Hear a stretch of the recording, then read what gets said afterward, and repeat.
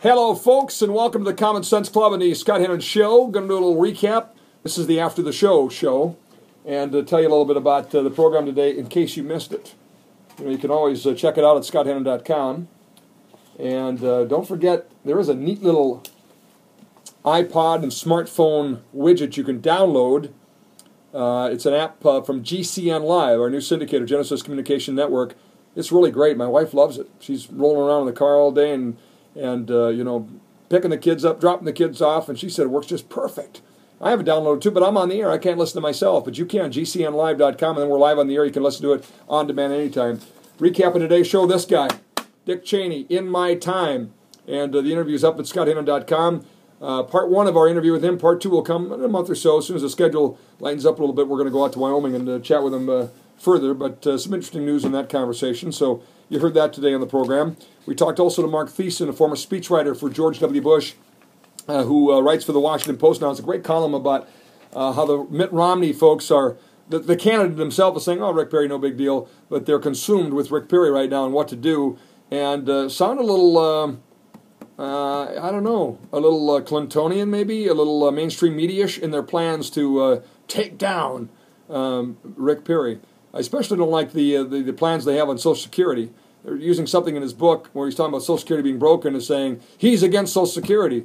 It's broken. The return's terrible. So anyway, and also their theory is that Michelle Bachmann is going to rip his face off in the next debate. I don't think she is. I haven't seen anything that would indicate that to date at all. So anyway, that's interesting. Then the Cheney interview. Then we talked to David B. Wright, president of the 40 Days for Life campaign. It's coming back to North Dakota and all across the nation. It's a fabulous campaign that has saved lives. He goes through, David, for us, all the measurable statistics of clinics closing, of abortion mill workers walking out, like Abby Johnson, a bunch of them, but more than anything, innocent lives saved. My God. Think about this for a minute. We have a U.S. attorney in North Dakota who's criminally charged 7 companies for 28 dead birds. And by the way, those dead birds were found over a period of about 45 days, okay? 28 dead birds. By the way, I just saw a report about the zillions of birds killed by windmills. I don't see any U.S. attorney reports about that. But anyway, 28 dead birds. 1 week, ladies and gentlemen, in one town, Fargo, North Dakota. That amount of children are murdered at the abortion facility downtown Fargo. What is wrong with justice in America? Look at the Constitution and what it says we are given in the way of God-given rights. Life is right up there. It's unforgivable. Anyway, David B. Wright's a great guy. Check that out. Bill Kristol, the Weekly Standard, we had a fun conversation about him, about how Washington is abuzz on the Dick Cheney book, and also his take on, do you really think the Obama administration didn't know they were asking to unveil their 50th jobs proposal that hasn't worked next week to a joint session of Congress, that it wasn't a very important night for the GOP field to be debating? Of course they did. He goes through the hypocrisy of that. It's changed now, because they were outed on it. But Jim Gilchrist of the Minutemen joined us on the ATF resignation. Well, there haven't been resignations. I think there's been one. There's all this reshuffling, rewarding silence for the boondoggle, the Fast and Furious scandal. It is a scandal. If you don't know about it, listen to the show today. Diane Katz was great, too, from the Heritage Foundation. They've written something called Red Tape Rising.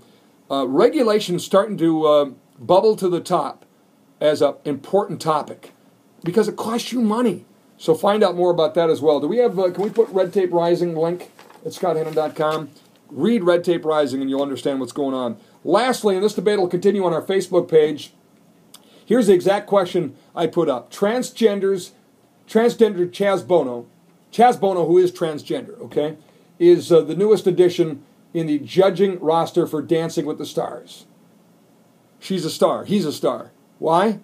Because of his sexuality. That makes you a star? I asked this question. Is this a new low for network primetime TV? I don't mean because, we're going to get hives from watching somebody who's different than us. I mean ABC is exploiting. They're doing it to cram their agenda, a gay agenda, in our face.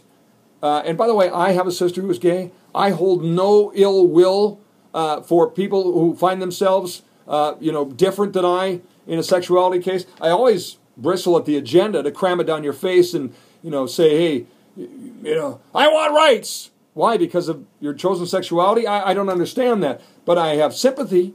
I have concern, and I believe God judges, not me.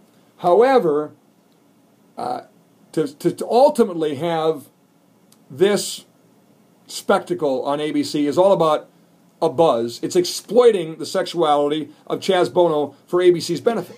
That's what they're doing. And ABC's receiving complaints about it, so that's why we asked about it. Well, it's unleashed a torrent of response on our Facebook page. Some saying, I'm a bigot. You think I'm a bigot? You check that out at scotthannon.com, link to our Facebook page, and join us on a Friday edition of the program. Throw me the Mark Stein book so I can show folks. Mark Stein will join us, ladies and gentlemen. Mark Stein says he's not too optimistic about America. Nope, not our future anyway. After America, get ready for Armageddon. Ugh. Are you optimistic about America? I am, actually.